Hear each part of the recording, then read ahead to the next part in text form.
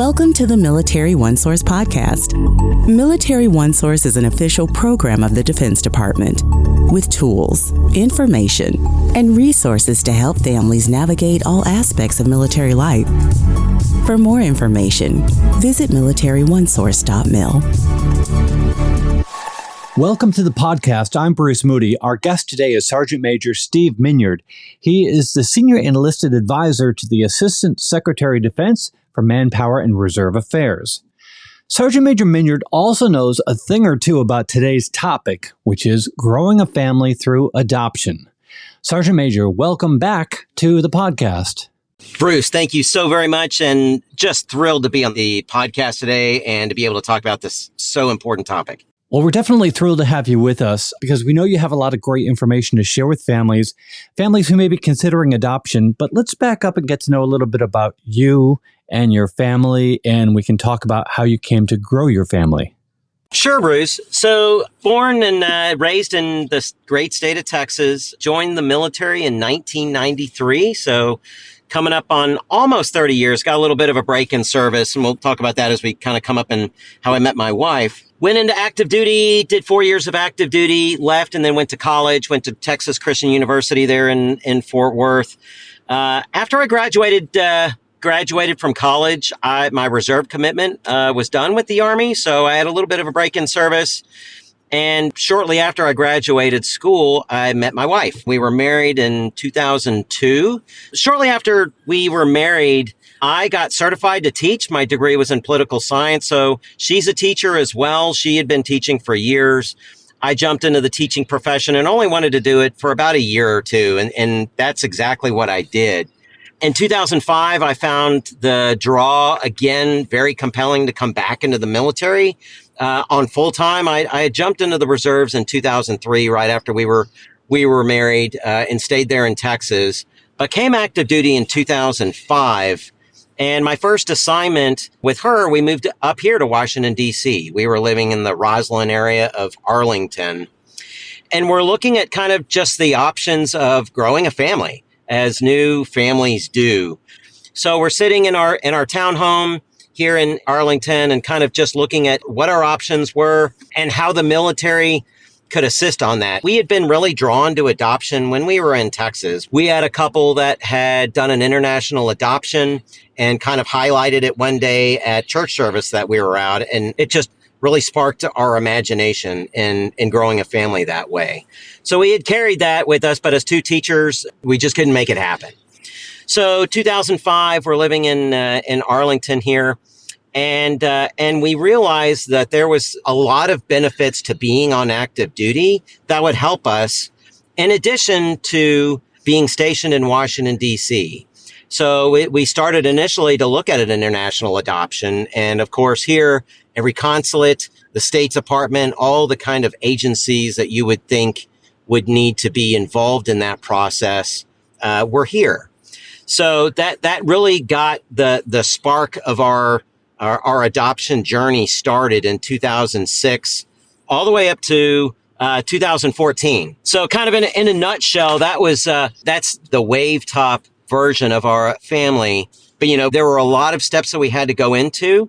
And just really thrilled today to kind of share how we went into those on a little tactical level and the things that the military, the Defense Department has done to make the 4 adoptions that we completed from 2007 to 2014. So this 7-year whirlwind of activity made it doable. And I'm enlisted. I started doing this as an E6, as a staff sergeant here in the Army. And I think our last adoption was as a master sergeant. So making it a financially viable option too. The department just really helped in every step of the way. Well, let's get into that because we look at military life and we look at deployments and moves, and maybe it seems counterintuitive that military life is the place to adopt. But would you go ahead and share some of the ways in which the military helped you with the process? Absolutely. Yeah. So the first thing that we did was really just kind of exploring, hey, what is the process? And the first place that we went to was a legal assistance office. And what are the initial steps? And you did a lot of research as well and looking for adoption agencies.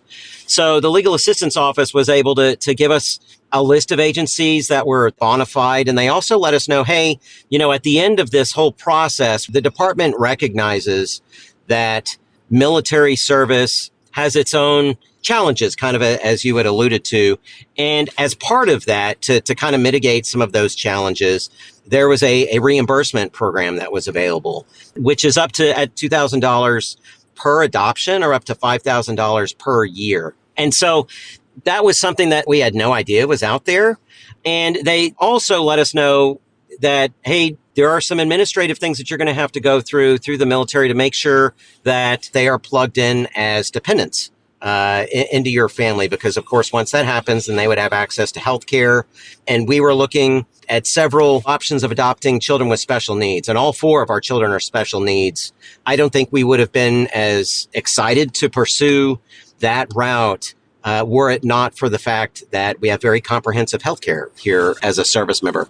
So those were a couple of the things that they had shared with us. And again, just being able to go to a military legal assistance attorney when we had documents to be looked at, when we were signing things like contracts with an adoption agency, particularly when we were working with documents from the State Department, from the Chinese consulate. And I'm an active duty service member, so I'm like, hey, I want to make sure that I don't do anything that messes up my clearance or anything like that. They were very helpful with that as well, and making sure that our interests were protected. Because for anyone that has explored the adoption kind of process, not everyone has your best interests at heart, and not everyone has the children's best interests at heart. They made sure that both of those matched up, and I can say with all of our adoptions, all of the parties absolutely had all of the interests at heart as well, which is important. That's like the number one baseline for any type of adoption story. You want to make sure that all of the parties are being looked after and they have an advocate and a voice for them. This is really astounding. It's interesting to learn about the need for financial help, the need for time, but also the need for guidance, working your way through this journey of adoption. Because as you say, there's a lot to be wary of, and the military, the various offices are helping you along as you go through your journey. I wonder if you would share a story or two that kind of gives us a window into what it's like to be a military family going through adoption. Sure. Yeah. So I'll share just a little bit on our last adoption. So we started it in about 2013. This was our youngest, who is 9 and going to school here in Washington, D.C. And we were contacted by the agency that had done all 3 of our other adoptions. And they said, hey, we have a child with some pretty significant special needs, some intellectual and physical challenges. He had not been born yet, but the family had decided to place him for adoption. And this was early spring 2014. Was when we got a call from Las Vegas, which was where the adoption was done. And they let us know, hey, you've been matched with a family. And suddenly the wheels start turning. My PT test the next morning, yeah, that's going to happen. But now I've got a lot more going on. And I had a conference that I was going to go to later that afternoon, get on a plane and fly to Salt Lake City to go teach.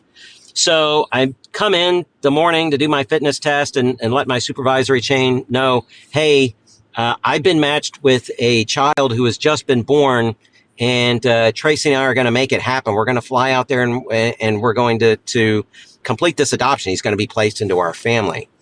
So sit down with them. They helped me go through the leave form. I had some concerns just making sure that the placement was done correctly. So I ran it again through a military attorney. I started doing what I had been doing the last 3 adoptions as well, which is keeping a record of expenses. So I'm keeping a record of the flight that I'm going to get from my military duty, Salt Lake City, to Las Vegas, right, where the placement is going to be done. I'm adjusting my travel in the defense travel system to make sure that the government knows I'm traveling, I'm going on leave, and the government is absolutely not paying for that flight, I'm going to pay for the flight. So you get into DTS and you do some little things in there to make sure that that is squared away. So I take care of that, go off to the conference, and then get on a plane and fly. I think they routed me to San Francisco. So I went to the West Coast and then all the way into Las Vegas and get that done. So through every kind of step of the way, I needed my leadership chain and the folks that were my subordinates to know, hey, I'm going to be out of pocket for a little bit. And to make sure that I had secured my leave so that when the adoption was finalized, I hit the ground again. And there was a week waiting period while Tracy had to stay basically in Las Vegas for a week while the widgets turned under Nevada law for Kai to leave the state and come home. So making sure that leave was taken care of because I would be watching the rest of my boys and my daughter because Tracy would be in Las Vegas for that kind of week period. I think I probably took about 10 days when I came back, but between that period of leave and making sure that as soon as Tracy hit the ground with our new addition to our family, that he was in the DEERS system. So making sure that he was listed as a dependent so that if he was sick on that trip back or got sick the second that he came to where we were in North Carolina, he's already in the system and he was squared away. So I got all the documents and got him put into DEERS. So the second he landed on the ground, we had him taken care of. And then I start getting all of my receipts together because I knew from the prior 3 adoptions, again, hey, there's the DoD adoption reimbursement program. It is not, I don't know if there's anyone out there that would be able to complete an adoption for $2,000. But that absolutely helps because there are placement fees, there are court fees. We had travel and the DoD program allows for the reimbursement of travel. So we can include our airline tickets in there. I had to be in Las Vegas for 2 or 3 days. So I included all of that into there, sent it up. And I think the last expense that we had, and we had already gone well past the expenses of $2,000. So I submitted in the paperwork before we had the last expense that most service members adopting, whether it's through foster care or a foreign or a domestic adoption. And that's kind of the court finalizing the adoption. And sometimes that can come a couple of months later. And again, a military legal assistance attorney can help you with that. They're not able to represent in court, but they can look over the documents. They can make sure that your interests are done properly, are looked after. And they can also make sure that whatever is being charged to you by an attorney, we went through a separate attorney that actually represented us, that those are reasonable. And your judge advocates can look at that and absolutely give a good kind of sanity check on that. So that was our final adoption. Again, completed in 2014. I think we got all the court stuff done around 2015. And being in the military just absolutely made every step of that easy because I've been in a civilian job in the civilian sector, and being able to take the amount of time that I needed to at almost a drop of a hat it is well nigh impossible in other employment spheres, but the military just made it happen. And the cool thing is that the military has a process for it. They've already thought about it. They've thought about the expenses of the adoption. They've thought about the need to have leave when you come back to bond with the child, which I think is just really cool. You know, you touched on something, and I want to return to it because while we have been talking about the help that you're going to get financially and legally, there's also the local help. Talk to me, please, about the importance of letting your chain of command know about what you're trying to do. Oh, absolutely. Yeah. So that was absolutely key. And I think, you know, where that really came in was when on my first adoption, where I had to let them know, hey, I am traveling outside of the country. So it's just as important with the domestic adoption, but you've got to really be cognizant of where you are going for a foreign adoption. So I had to let the military know that I was doing that. And there were some things that I needed to do on the military side that they needed to let me know before I went and traveled, and that I needed to also let them know kind of how things went when I came back. So that is absolutely crucial for anyone that's looking at a foreign adoption. But for a domestic adoption, letting them know often and early, anytime when there's an update, when I needed to go and get something notarized or send it away, my chain of command and my supervisors were aware of that at every step. and my chain of command specifically from the commanders in my chain, that I needed to sign off of different documents. So you need your commander to sign off on a leave form, obviously. A commander is responsible for signing off on your DoD adoption reimbursement packet. So if you're not keeping your chain of command apprised of what you're doing, you go off on leave and you just come back and say, hey, I just adopted a child. They may have additional questions there where you wouldn't have if you just let them know what's going on, because they have to approve the adoption reimbursement. Again, the leave. There's some other forms that your commander is going to need to sign to make sure that everything is squared away to complete the adoption. I don't think they have to do anything for the DEERS enrollment, but your command in general has got to be appraised of this at every step of the way. That is, I'm so glad you asked that, because that is absolutely crucial, and it makes it go easier. Because again, the policies are there, and your commanders and your supervisors should know about these policies or know who to go to. You know, if they dip into Military OneSource, they will get everything that they need for the relation of adoption or foster care to a service member. They will get every single resource that they could possibly need. And I would recommend that as the first place to go, beyond maybe a legal assistance office as well, to make sure that they are squared away as well. And just really talking to leaders out there, if you have a service member that is going through that Military OneSource is the best resource to go to get kind of a broad wave top of what that service member is going to and what the benefits that DoD offers can be provided to them.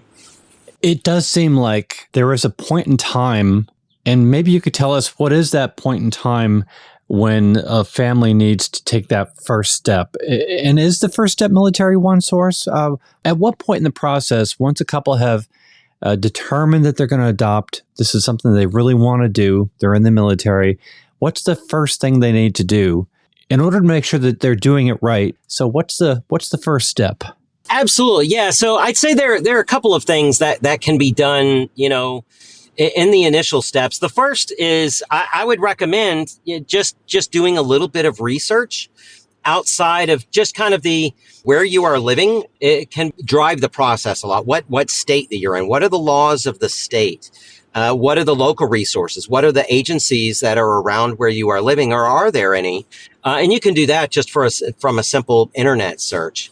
But once you want to make a little more of a concrete step, one of the resources that you can avail yourselves to, and I didn't know, but Military OneSource has adoption specialty consultation available. So if you call them, they can kind of, they can help direct and give you a little bit of guidance on the agencies that are available to you in the local area. If you haven't established those yet, you may find a few. There are some big name agencies that are out there that are nationwide, and there are some that are much smaller. We went with a little smaller agency that was nonprofit that was all over Northern Virginia. So that really helped where we were working. So that consultation can give you kind of initial push of information of just what resources are available to a military service member or even a civilian working for the Defense Department, what are available to help you in that journey. And I would say after that, it would be talking to your local legal assistance or a judge advocate. And this would be regardless of component. So on one of our later adoptions, I had actually talked to a reserve component judge advocate that lived in the local area and was inducted into the bar of the state that we were actually living in, who had a huge depth of experience in family law. So sometimes your active duty judge advocates may or may not have that perspective, but a reserve component is very likely because that may be their full-time job of just doing family law on the civilian side. And on the reserve component, there are mechanisms of getting hooked up with those judge advocates who can really kind of give you from a legal perspective the first steps from there. So you've got the agency lined up, you've got your agency selected, and then you really want to make very, very thoughtful consideration of what the route of adoption that you are comfortable and ready and willing to take, given where you are in life, the number of children that you already have, where you live, again, your military status. Are you staying on active duty? If a adoption is finalized after leaving active duty, then the DoD adoption reimbursement policy wouldn't apply. So you've got to kind of just think about that. Where are your career plans to go into that? That's a big decision as well. For us, a lot of that consideration was really focused on our ability of our family to be able to provide the absolutely best care for whatever their special needs were, and making sure. And once we were comfortable with that, we jumped in. And we're going to put links in the program notes, things that families should know when they're considering adoption. But absolutely, there's information about Military OneSource, setting up a time to meet with an adoption consultant. You can do this via phone or via chat. There's a lot of information. But Sergeant Moody, we're just so grateful to have you with us, and maybe to wrap this up, rather than talking about the process or the policies, but if you could share with us sort of an emotional encouragement to families that are in the military and at that point of considering adoption. Sure. Yeah, I would just say the most beautiful moments that I have seen just as a human being have been the moments when that adoption placement has finalized and our children have been placed in the arms of their mother and their forever family. And as our family grew, those moments just got more and more beautiful as we had more kids that were suddenly from a child potentially adopted to they had siblings. They were part of a family. They were a brother. They were a sister. But that moment is just so beautiful and wonderful. It is absolutely worth it. I will tell you, it is daunting. The process of adoption is not easy. But I can't encourage you enough to say that it is absolutely worth it.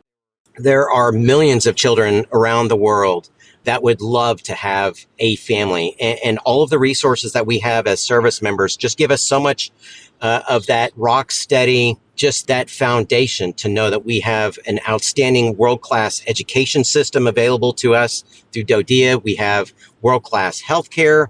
We have an amazing package of benefits and policies that will help us through pre-adoption, after the adoption, taking leave, and then throughout the lives of our children.